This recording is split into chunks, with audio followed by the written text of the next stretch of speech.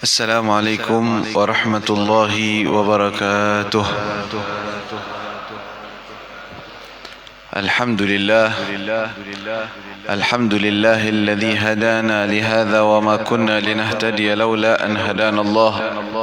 اللهم صل وسلم وبارك وكرم وعظم على سيدنا ومولانا محمد مفتاح باب رحمة الله عدد ما في علم الله، صلاة وسلاما دائمين بدوام ملك الله وعلى آله وصحبه وموالاه.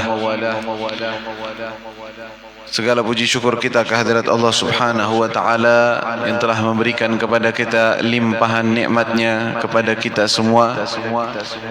Tidak lupa para jamaah daripada Masjid Darul Muhajirin, juga para pengurusnya, imam dan juga serta para asatid. Mudah-mudahan mereka semua diberikan oleh Allah Subhanahu wa Ta'ala sehat walafiat, panjang umur dalam ketaatan kepada Allah Subhanahu wa Ta'ala. Amin ya rabbal alamin. Dan juga insyaAllah para jamaahnya yang selalu rutin istiqamah menghidupkan solat 5 waktu di dalam masjid ini, mudah-mudahan diberikan keberkahan oleh Allah Subhanahu wa Ta'ala di dunia dan di akhirat. Amin ya rabbal alamin. Alhamdulillah, kita bersyukur kepada Allah Subhanahu wa Ta'ala yang telah memberikan kepada kita limpahan nikmatnya sehingga kita diberi usia, diberi umur, diberi taufik dan hidayahnya. Kita bisa berkumpul bersama-sama melaksanakan fardhatus salah, menunaikan salat fardu kita, itu salat maghrib dengan berjamaah, yang mana setiap muslim sejati, setiap mukmin tentunya memiliki tanda. Muslim sejati dan mukmin yang sejati disebutkan dalam hadis Rasul sallallahu alaihi wasallam, man sarrathu hasanatuh wa sa'athu sayyi'atuh fahuwa mu'min. Siapa orang yang gembira apabila dia melakukan ketaatan, dan apabila dia sedih ketika dia berbuat dosa, berbuat salah, maka itu tanda bahwa dia mukmin. Tanda seorang mukmin, man sarrathu hasanatuhu. Orang kalau berbuat hasanah, berbuat taat kepada Allah, maka dia berbahagia, senang karena bisa melakukan taat kepada Allah Subhanahu wa Ta'ala. Dan dia sedih ketika dia berbuat maksiat, ketika dia berbuat dosa, dan dia segera kembali kepada Allah Subhanahu wa Ta'ala. Itu tanda orang yang mukmin. Datang seseorang yang bernama Zaidul Khail bersama kepada Rasul sallallahu alaihi wasallam, lalu dia bertanya kepada Rasulullah, ya Rasulullah, ma alamatullahi fi man yurid?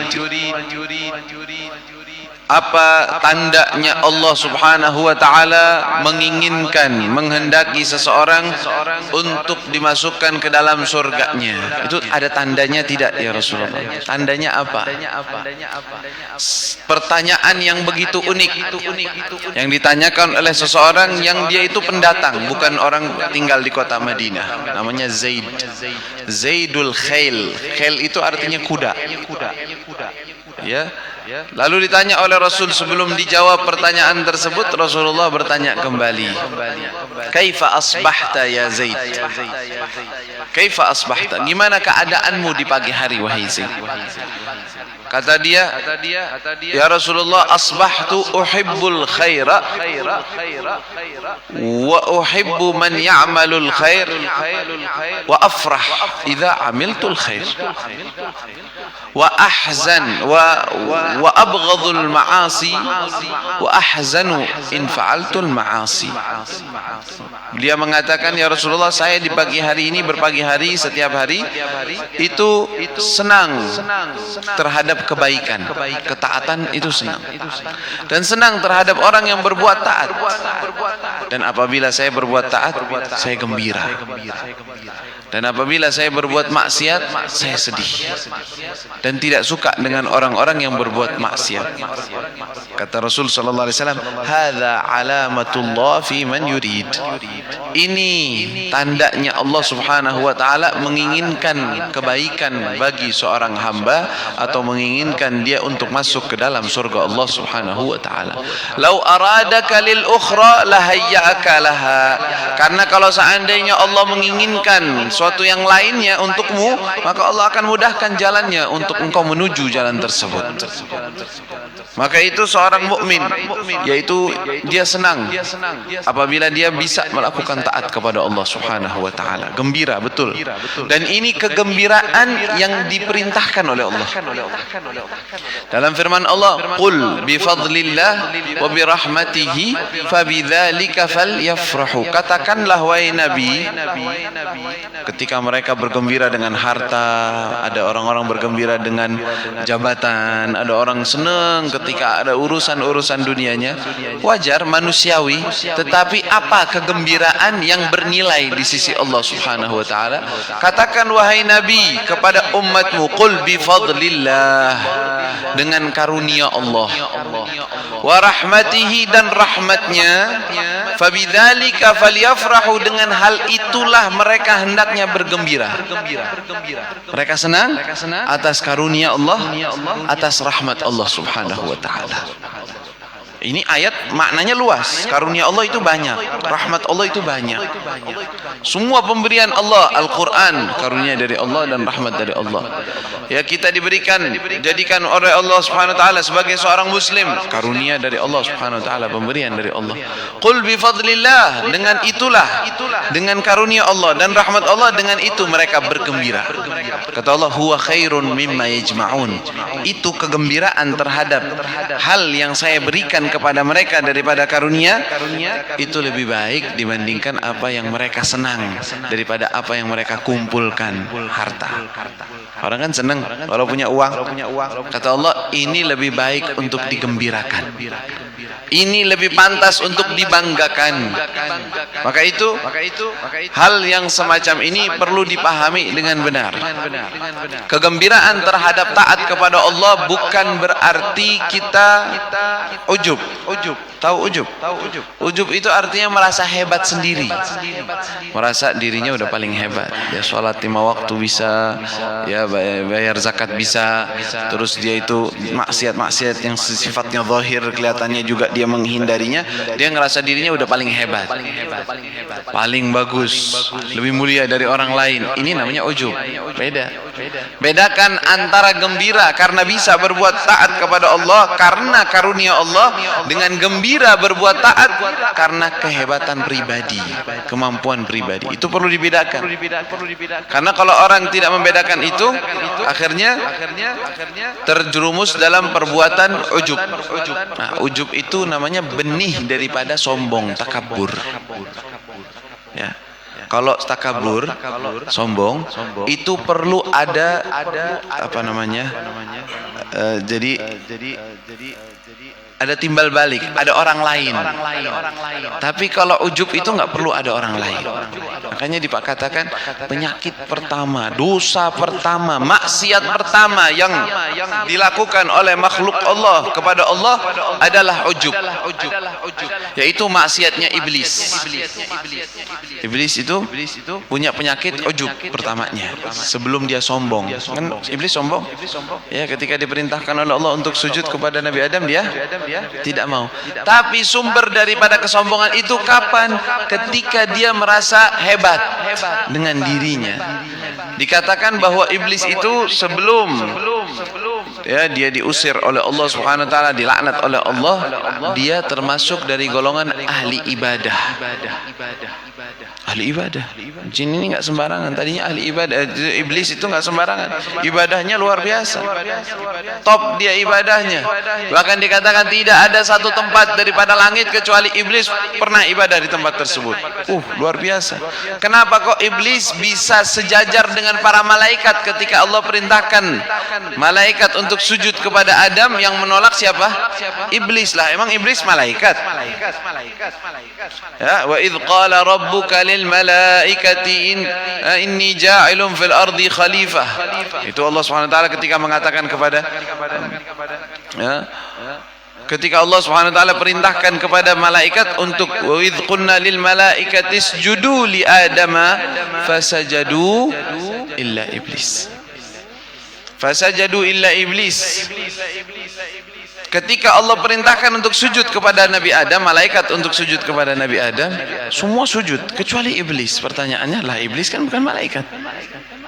Ya, kana minal jinni, kata Allah Subhanahu wa taala, dia termasuk golongan jin. Fa fasaqa an amri rabbih, dia fasik, dia keluar dari perintah Allah Subhanahu wa taala. Terus kok bisa malaikat atau diperintah kepada malaikat dia juga tergolong daripada perintah tersebut? Karena dia sedang berada dalam level malaikat. Tuh lihat bagaimana hebatnya iblis bisa seperti itu.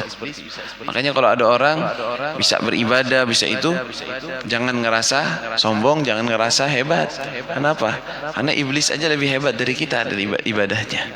Iblis itu yang diusir oleh Allah Subhanahu wa taala, yang dilaknat oleh Allah Subhanahu wa taala, itu ibadahnya lebih hebat dari kita. Dia setelah seperti itu, yang penyakit yang pertama adalah dia merasa hebat terhadap dirinya sendiri, merasa ujub bangga dengan amalannya. Dia sudah ibadah dengan begitu banyak, dia bisa melakukan ibadah dengan begitu banyaknya, setara dengan malaikat. Ketika disuruh untuk sujud kepada makhluk yang baru diciptakannya dari tanah, bukan dari jenis malaikat pun, dia merasa, kenapa saya harus sujud kepadanya? Nah, ini ujubnya. Setelah adanya penyakit ujub, timbullah penyakit yang namanya takabur. Takabur artinya sombong, menyombongkan diri. Ana khairun minhu, kata Allah Subhanahu wa taala, kata dia dalam yang diceritakan oleh Allah dalam Al-Qur'an, fal ana khairum minhu khalaqtani min nar wa khalaqtahu min tin. Saya lebih mulia dari dia, saya lebih baik dari dia. Dia diciptakan dari tanah, saya diciptakan dari api. Saya nggak mau sujud. Kan aneh, ya, perintah langsung dari Allah Subhanahu wa taala. Tapi menolak. Kok bisa ditolak? Karena adanya ujub. Apa sumber ujubnya? Amal soleh. Maka itu amal yang soleh itu harus diperhatikan bagaimana kita caranya bergembira kepada Allah atas amalan tersebut. Dari sisi mana kita gembira atas amal soleh? Dari sisi bahwa kita itu diberi taufik oleh Allah, diberi izin oleh Allah, diberi hidayah oleh Allah, bisa melakukan amal soleh, gembira atas hal tersebut. Ya, tetapi tetap jaga hati untuk tidak merasa ujub, dan mintalah terus kepada Allah agar Allah berikan istiqomah, ketetapan dalam amal soleh. Karena kita nggak tahu sekarang kita ibadah, besok keadaan kita bagaimana. Sekarang kita taat, nanti bagaimana. Begitu juga pandang kita kepada orang lain. Sekarang mungkin dia maksiat, nggak tahu besok kayak gimana. Ya, dengan pandangan semacam ini, seseorang akan terlepas dari penyakit yang namanya sombong dan merasa hebat sendiri. Ya, karena ini penyakit kalau sudah masuk ke dalam hati seseorang, udah tambah ibadah, tambah penyakitnya tambah banyak. Kok bisa? Karena nggak terobati itu. Tidak cukup dengan amal yang zahir, yang sifatnya amalan ibadah zahir, harus diobati dengan amalan hati, yaitu dengan tawadhu, dengan rendah hati. Hatinya yang merendah, dia merasa hina di hadapan Allah, merasa kecil di hadapan Allah Subhanahu wa taala. Karena itu haruslah kita jadikan suri tauladan kita itu para anbiya, para nabi-nabi. Hebatan mana kita dengan nabi? Subhanallah, nabi pasti lebih hebat. Para nabi-nabi Allah itu mereka apa merasa hebat dengan amalan mereka? Tidak. Bahkan mereka kadang-kadang berbuat kesalahan yang sifatnya bukan maksiat. Bukan maksiat. Karena mereka terjaga dari perbuatan maksiat. Kesalahan dianggapnya. Salah itu beda dengan maksiat. Ya, beda antara salah dengan maksiat. Kalau maksiat itu dia tahu Allah melarang ini, dia lakukan. Itu maksiat. Tapi kalau kesalahan artinya ketidaksengajaan. Dia nggak tahu bahwa ini salah atau maksiat, dia melakukannya, ternyata itu adalah tidak benar, tidak sesuai dengan apa yang Allah mau. Itu bisa saja terjadi dengan para malaikat, para nabi. Ketika salah satu dari mereka berbuat sesuatu yang sifatnya kurang atau tidak layak dengan sifat mereka, mereka ketakutan di sisi Allah SWT. Mereka takut, mereka beristighfar kepada Allah, mereka menangis di hadapan Allah Subhanahu wa taala. Dikatakan bahwa Nabi Adam alaihissalam, kita tahu semua, Allah Subhanahu wa taala turunkan Nabi Adam dari surga karena kesalahan yang dilakukannya. Saya bilang kesalahan, bukan maksiat. Lain antara maksiat, berbuat dosa, dengan kesalahan. Dan siapa yang mengatakan ini? Allah Subhanahu wa taala dalam Al-Qur'annya. Kata Allah Subhanahu wa taala dalam surat Maryam, "Wa laqad ahidna ila Adama min qablu fanasiya wa lam najid lahu azma." Kata Allah, kami telah mengambil perjanjian dengan Adam, lalu dia lupa. Siapa yang bilang? Allah Subhanahu wa taala. Allah yang bilang dia lupa. Walam najid lahu azma, dan kami tidak menemukan dari dirinya kesengajaan, azm, kesengajaan untuk berbuat maksiat kepada Allah Subhanahu wa taala. Walaupun nantinya lafadznya Allah Subhanahu wa taala sebutkan wa asa adamu rabbahu faghawa dengan kalimat maksiat. Tapi kalimat maksiat di sini sudah Allah benarkan. Kalimatnya bukan maksiat, artinya bukan dosa, tetapi suatu kesalahan yang dia tidak sengaja, tetapi dihitung atau ditulis oleh Allah, dikatakan oleh Allah maksiat, bukan perbuatan dosa. Ini perlu dipahami. Tapi setelah Nabi Adam turun dengan memang tujuan dari Allah Subhanahu wa taala untuk beliau turun di dunia untuk kita bisa hidup. Nah, kalau enggak kita enggak lahir. Kita enggak datang, karena Sayyidatuna Hawa itu enggak pernah mengandung di surga. Karena di surga kan nggak ada susah, ya, nggak ada sulit. Namanya mengandung sulit, berat. Nah, kapan dia mengandung? Ketika dia turun. Ketika dia turun ke bumi, mulailah yang namanya ada haid. Keluar darah haid, setelah itu bisa mengandung. Subhanallah. Baru dia mengandung. Setiap mengandung, anaknya kembar, laki-laki dan perempuan. Lalu dia mengandung lagi, dapat kembar lagi, laki-laki dan perempuan. Jadi kalau dibilang DNA kembar, kita semua punya DNA kembar, ya. Walaupun kedokteran bilang, oh ini nggak ada, sebenarnya semua ada. Makanya ada orang nggak ada dari nenek moyangnya kembar, totonya ada yang bisa aja begitu. Allah yang menciptakan. Lalu bagaimana caranya perkawinan? Sedangkan mereka kan bersaudara semua, masih ibunya Hawa semua. Gimana ceritanya? Maka Allah izinkan untuk peradaban di zaman itu saja bahwa saudara boleh menikahi saudarinya, tetapi asal bukan satu kandungan dengannya. Yang lahir kembar nggak boleh saling nikah. Tapi nanti kalau adiknya lahir, mereka boleh menikah. Yang ini menikah dengan ini, yang ini menikah dengan ini. Jadi kalau enggak, kita nggak datang. Ya, terus siapa lagi dong? Nggak ada kitanya. Maka Allah Subhanahu wa taala ciptakan seperti itu, turun menurun Nabi Adam alaihissalam. Dikatakan di muka bumi ketika itu Nabi Adam turun, itu beliau beristighfar kepada Allah, tidak pernah mengangkat kepalanya ke langit, hayaan minallah Subhanahu wa taala, karena malu kepada Allah Subhanahu wa taala. Ya. Itu namanya orang yang berbuat suatu taat, tetapi ketika dia berbuat kesalahan, dia tahu bagaimana haknya Allah Subhanahu wa taala. Ya. Dan juga perlu kita sadari, sehebat apapun taat yang kita lakukan, ketaatan yang kita lakukan, kehebat apapun kita, itu sama sekali belum atau tidak akan sampai daripada menebus daripada haknya Allah Subhanahu wa taala. Itu nggak mungkin. Ini perlu kita fahami. Allah Subhanahu wa taala Rabbul Alamin yang menciptakan kita semua punya hak untuk disembah. Karena yang menciptakan, yang memberikan, yang menjaga, yang semuanya. Allah meminta kita untuk menyembah kepadanya. Kita taat, ya, kita nurut. Kita menyembah kepada Allah Subhanahu wa taala. Tapi penyembahan kita kepada Allah apakah sudah maksimal? Apakah sudah sesuai dengan yang diharapkan? Maka perlu kita yakini bahwa sehebat apapun kita beribadah kepada Allah, maka sama sekali kita belum bisa membayar haknya Allah Subhanahu wa taala.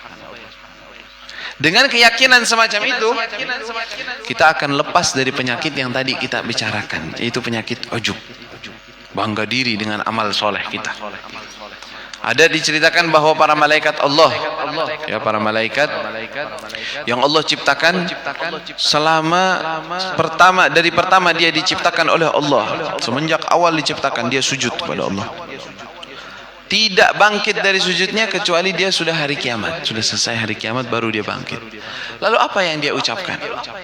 Qala subhanak ma abadnaka haqqa ibadatik wala arafnaka haqqa ma'rifatik. Ya Allah, saya enggak pernah ibadah kepadamu dengan haknya ibadah kepadamu, dan saya tidak pernah mengetahui daripada hakmu sesuai dengan haknya engkau wahai Allah Subhanahu wa taala. Ya. Subhanallah, ini malaikat Allah ciptakan, nggak bermaksiat, nggak berbuat salah, nggak berbuat dosa. Lah kalau kita bagaimana kira-kira?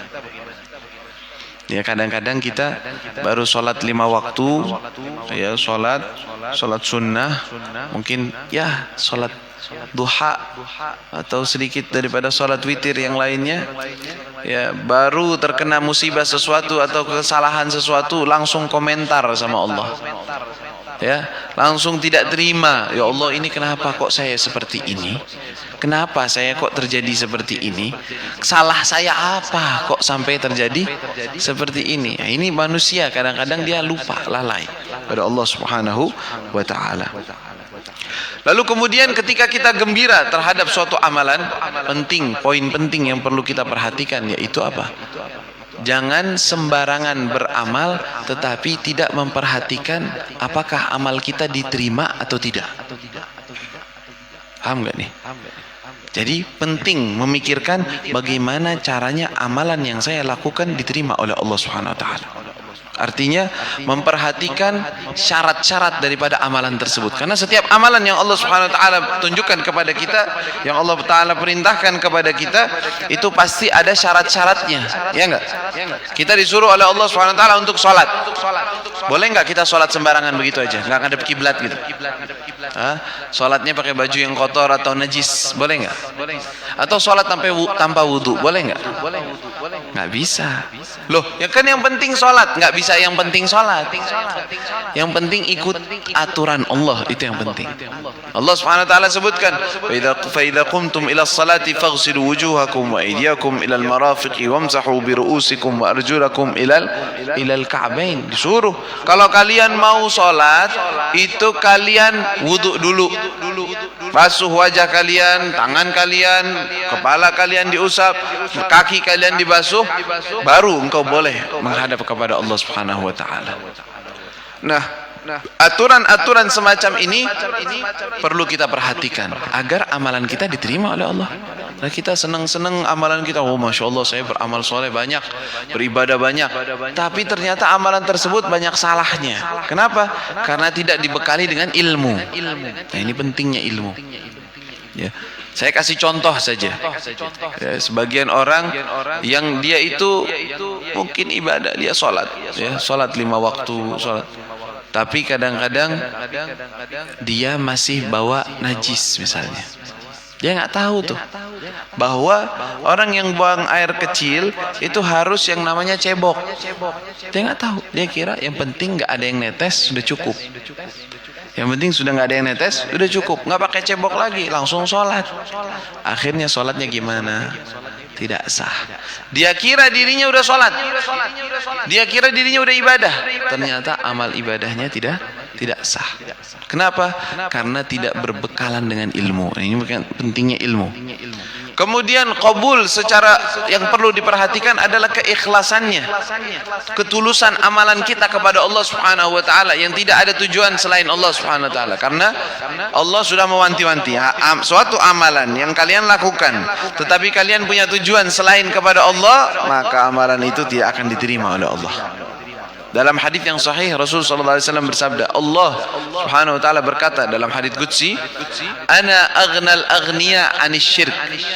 Man 'amila 'amalan asyraka fihi ma'i ghairi taraktuhu wa syarikah." Kata Allah Subhanahu wa taala, namanya hadis qudsi, bukan Al-Qur'an, tetapi lafaz dari Nabi sallallahu alaihi wasallam. Hadis disebutnya Allah berkata, "Saya adalah Tuhan yang paling tidak suka dengan perbuatan syirik." Perbuatan syirik di sini bukan menyekutukan Allah, menyembah kepada selain Allah, bukan yang dimaksud.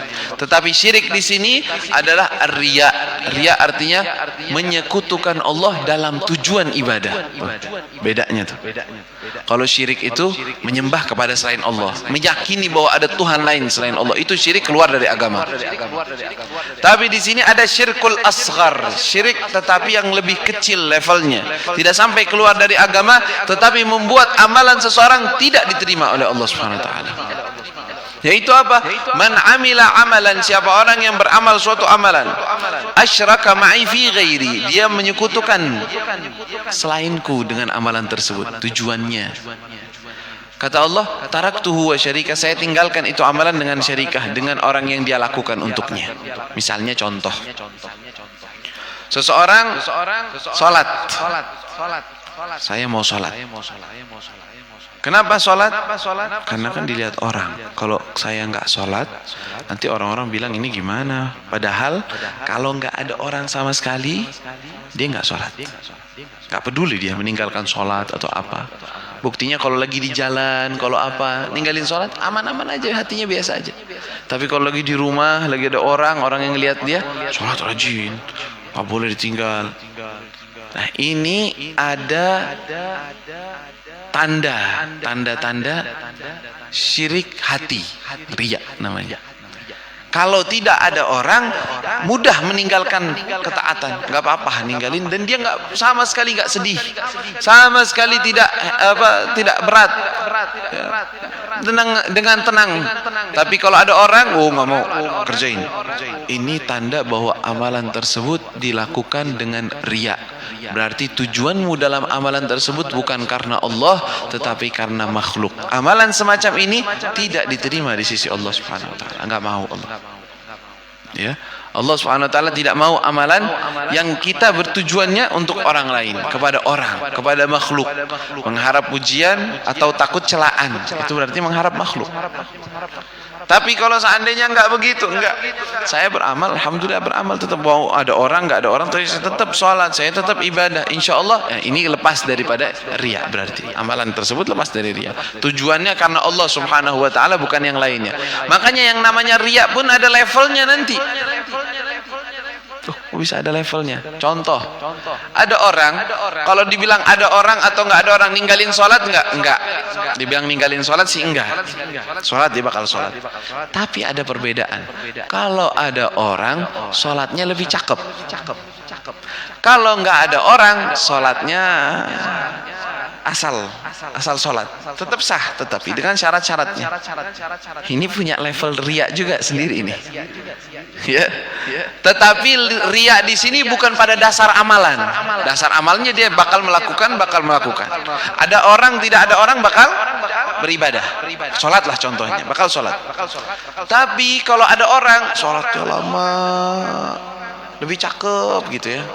Kalau nggak ada orang, salah-salah. Sholat yang penting jadi sholat aja.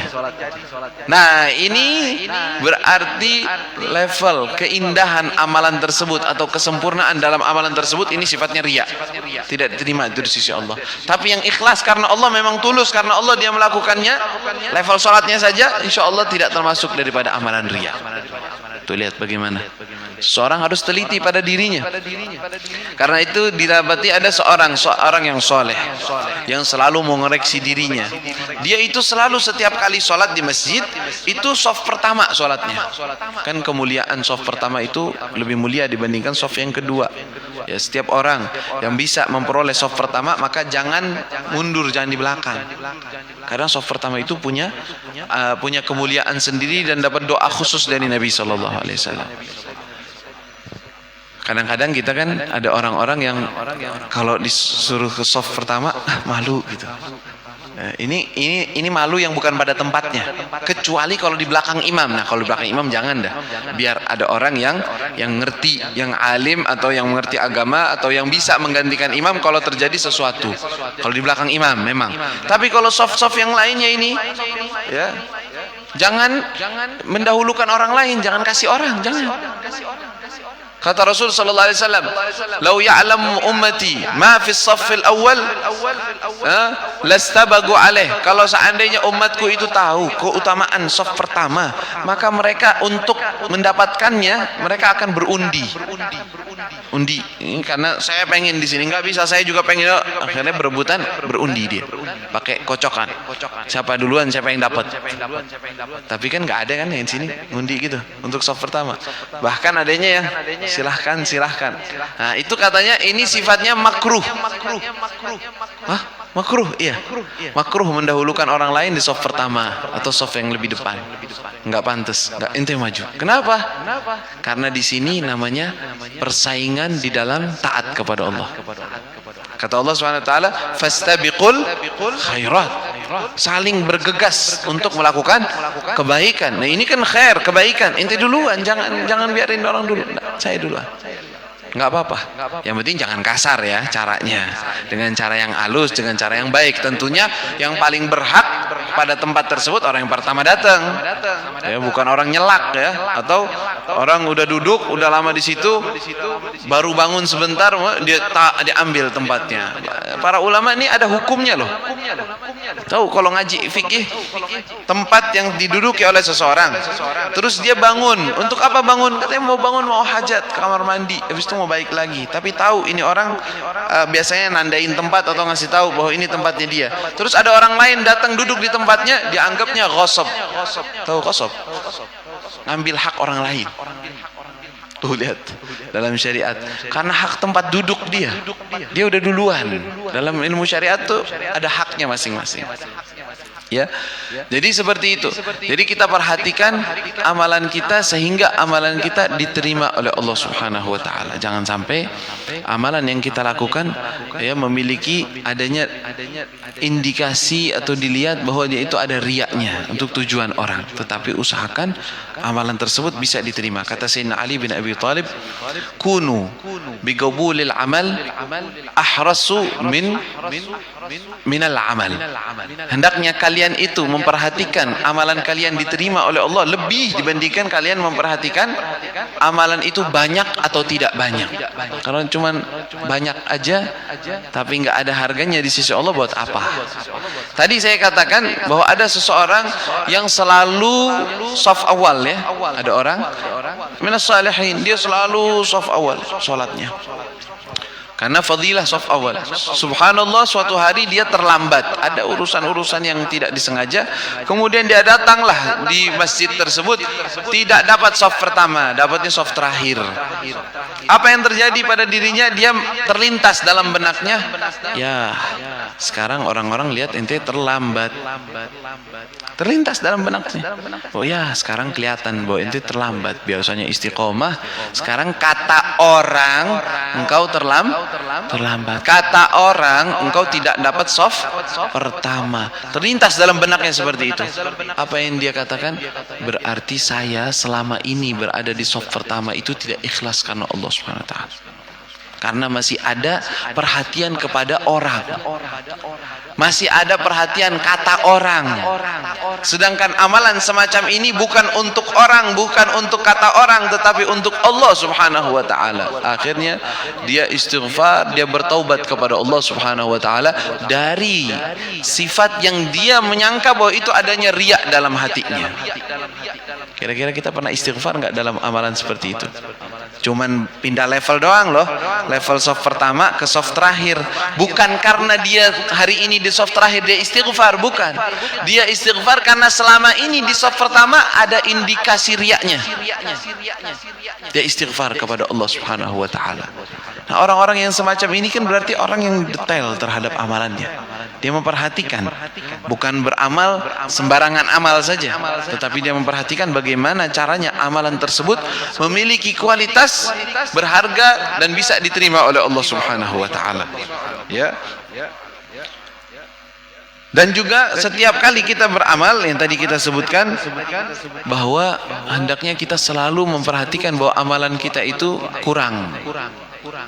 Selalu perhatikan amalan kita kurang. Dengan cara bagaimana agar kita tahu bahwa amalan kita itu kurang terus? Ngaca. Tahu ngaca? Berkaca. Dengan siapa kita berkaca? Dengan orang yang levelnya lebih tinggi. Makanya dalam urusan agama jangan ngelihat kepada orang yang lebih rendah. Akhirnya kita punya qanaah dalam taat. Tahu qanaah? Merasa cukup. Taatnya udah cukup. Kenapa? Ya alhamdulillah saya udah sholat 5 waktu. Banyak orang nggak sholat. Nah ini berarti ngelihatnya ke bawah. Alhamdulillah saya sholat sunnah. Masih banyak orang nggak pada sholat sunnah. Ini juga ngelihatnya ke bawah. Alhamdulillah saya bisa sedekah walaupun sedikit. Orang banyak yang nggak sedekah sama sekali. Ini ngelihatnya ke bawah. Jangan begitu kalau ngelihat urusan taat. Lihatnya ke atas. Ya.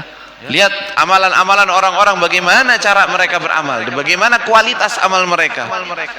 Ya, salat, alhamdulillah bisa salat, tapi saya merasa level khusyuk saya masih banyak kurang.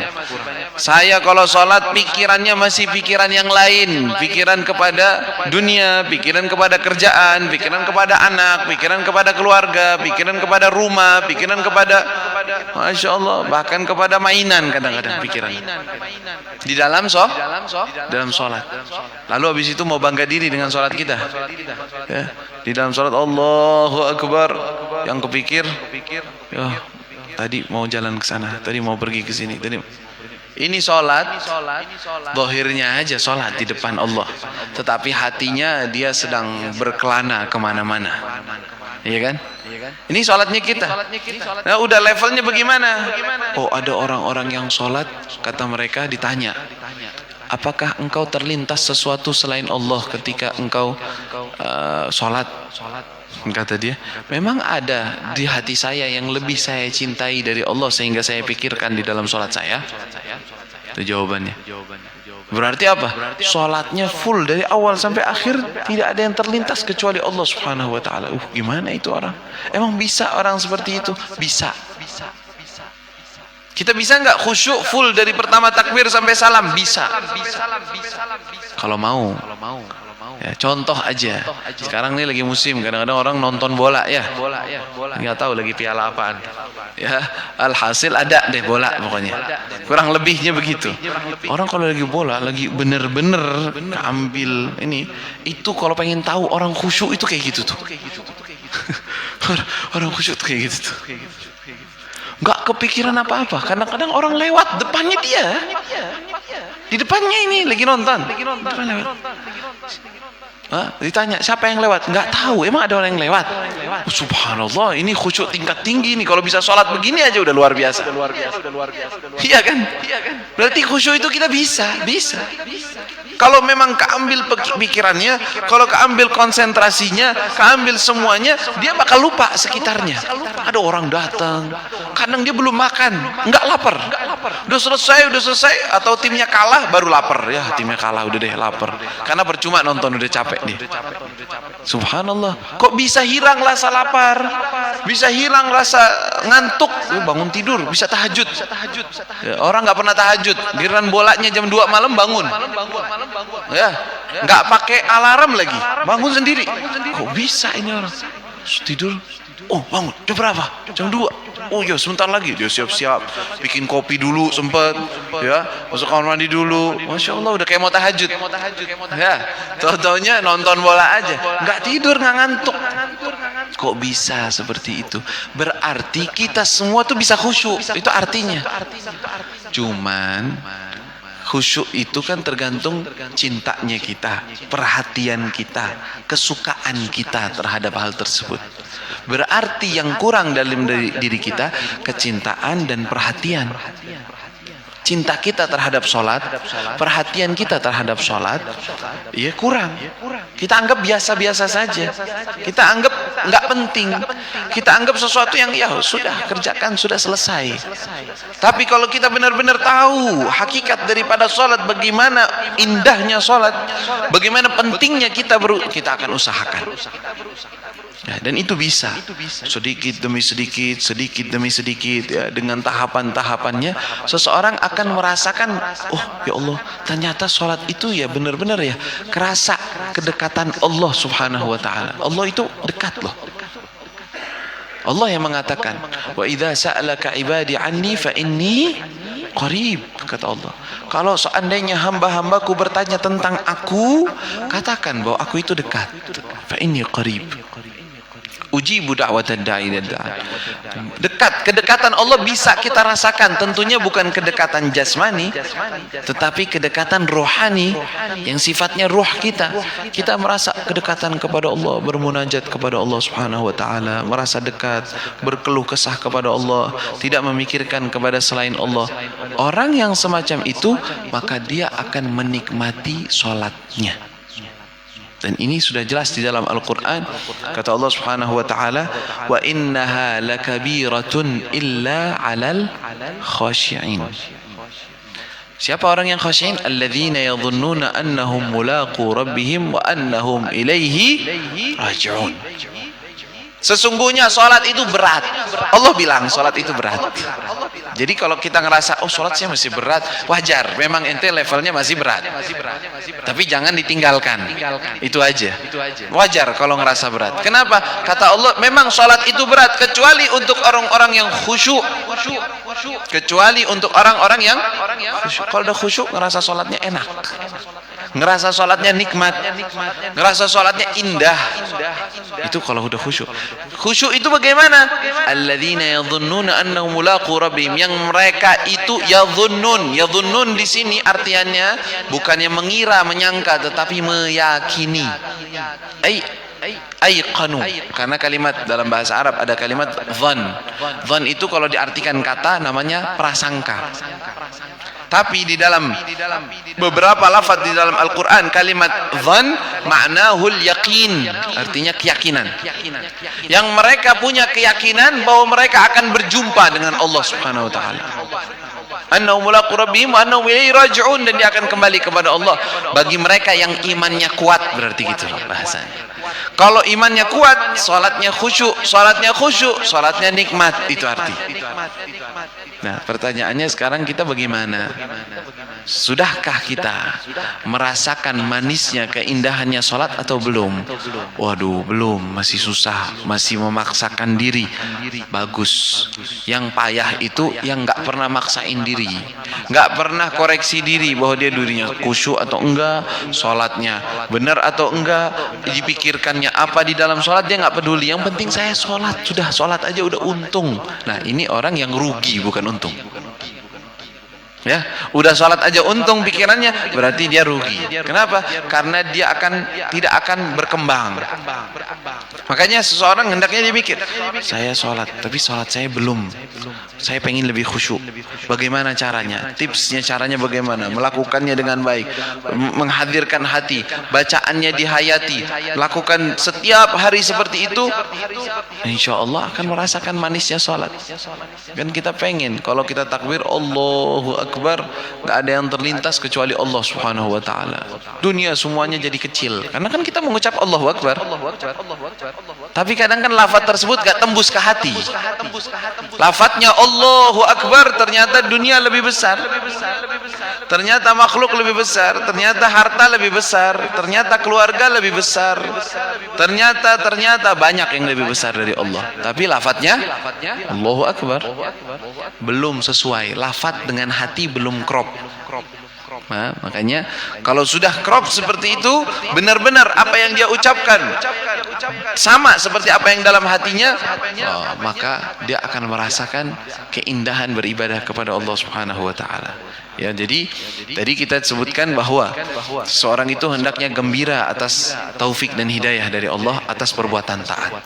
Tetapi juga hendaknya dia memperhatikan qabulnya suatu amalan. Jangan sembarangan beramal, tetapi memperhatikan mana ciri-cirinya, mana syarat-syaratnya agar amalan tersebut diterima oleh Allah, dan selalu menganggap kecil amalan ibadahnya. Jangan anggap hebat deh, biasa-biasa aja. Hebat apapun anggap kecil, karena belum tentu diterima. Kalau diterima, alhamdulillah. Kalau tidak diterima, minta sama Allah untuk diterima apa adanya, gitu aja. Ya, kalau enggak repot kita. Ya, dikoreksi sama Allah amalan kita, takutnya keluarnya kosong. Ya, bukan dari maksiat kita disiksa, tetapi dari sifatnya kelihatannya taat kita disiksa karena keteledoran yang ada pada diri kita. Setelah itu mintalah sama Allah Subhanahu wa taala agar dimudahkan untuk berbuat taat. Karena itu kan ajaran Nabi sallallahu alaihi wasallam, Allahumma inni as'aluka tuqa, Allahumma inni as'aluka al-huda wat tuqa wal afafa wal ghina. Itu doanya Nabi sallallahu alaihi wasallam. Ya Allah, aku meminta kepadamu petunjuk, huda, wat tuqa, dan aku meminta kepadamu ketakwaan. Minta sama Allah biar diberi petunjuk, diberi ketakwaan. Wal afafa wal ghina, dan kehormatan, terjaga dari perbuatan-perbuatan yang keji. Wal ghina, merasa cukup terhadap makhluk Allah, nggak perlu kepada orang. Ini doa singkat padat. Ya, Allahumma inni as'alukal huda wat tuqa wal afaf wal ghina. Tuh, permintaan tingkat tinggi ini loh sebenarnya. Lafadznya kecil tetapi maknanya dalam sekali. Minta petunjuk, minta takwa, minta terjaga dan terhormat, dijaga dari perbuatan yang keji, dan juga minta dijadikan orang yang nggak perlu, nggak butuh dengan orang, nggak butuh dengan manusia, hanya memerlukan kepada Allah Subhanahu wa taala. Allahumma inna nas'aluka at-tuqa wal afaf, Allahumma inna nas'aluka al-huda wat tuqa wal afaf wal ghina, Allahumma inna nas'aluka al-huda wat tuqa wal afaf wal ghina. Kita berdoa kepada Allah Subhanahu wa taala, mudah-mudahan Allah Subhanahu wa taala jadikan kita hamba-hamba yang taat kepada Allah Subhanahu wa taala. Allah berikan petunjuknya kepada kita. Allah jadikan kita orang-orang yang bertakwa kepada Allah Subhanahu wa taala. Allah jadikan kita orang-orang yang terhormat dan terjaga dari perbuatan-perbuatan yang keji. Allah jadikan kita orang-orang yang tidak membutuhkan kepada makhluk Allah Subhanahu wa taala, hanya membutuhkan kepada Allah, hanya perlu kepada Allah Subhanahu wa taala, hanya fakir kepada Allah Subhanahu wa taala. Amin ya rabbal alamin. Allahumma inna nas'aluka bijahi Nabi Muhammad sallallahu alaihi wasallam an tanzur ilaina fi hadhihi lailatul mubarakah. Ya Allah, pandanglah kepada kami semua yang hadir di tempat ini. Bersihkanlah kami dari semua dosa-dosa yang pernah kami lakukan. Jagalah kami dari perbuatan maksiat. Jagalah kami dan jagalah keluarga kami dari bala bencana. Jagalah kami dari semua penyakit, daripada virus-virus yang menular, daripada hal-hal yang tidak kita, yang semua yang kita khawatirkan.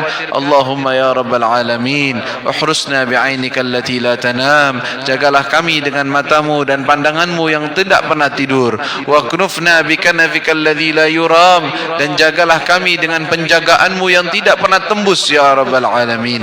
Allahumma anzur ilaina fi hadhihi sa'ah. Ya Allah, pandanglah kepada kami semua di malam hari ini. Pandangan rahmatmu kepada kami, pandangan rahmatmu kepada keluarga kami, pandangan rahmatmu kepada sanak saudara kami. Allahumma innaka afuun tuhibbul afwa fa'fu anna.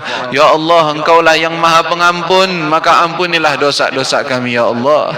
Jadikanlah kami orang-orang yang meninggal meninggal dalam keadaan husnul khatimah. Tutup usia kami dengan membawa la ilaha illallah. Ketika kami masuk ke liang kubur, maka jadikanlah kuburan kami raudhatan min riyadil jannah, taman daripada taman surgamu ya Allah. Jadikanlah yang menemani kami adalah amal-amalan yang dikabulkan di sisimu ya Allah. Jauhkan semua daripada dampak perbuatan maksiat kami ya Allah. Dan apabila kami dibangkitkan, jadikanlah kami dibangkitkan dekat dengan Nabi Muhammad.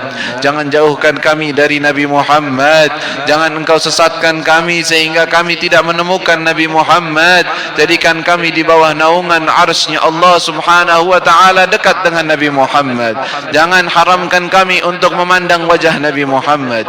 Jangan haramkan kami untuk kami bisa dekat dengan Nabi Muhammad.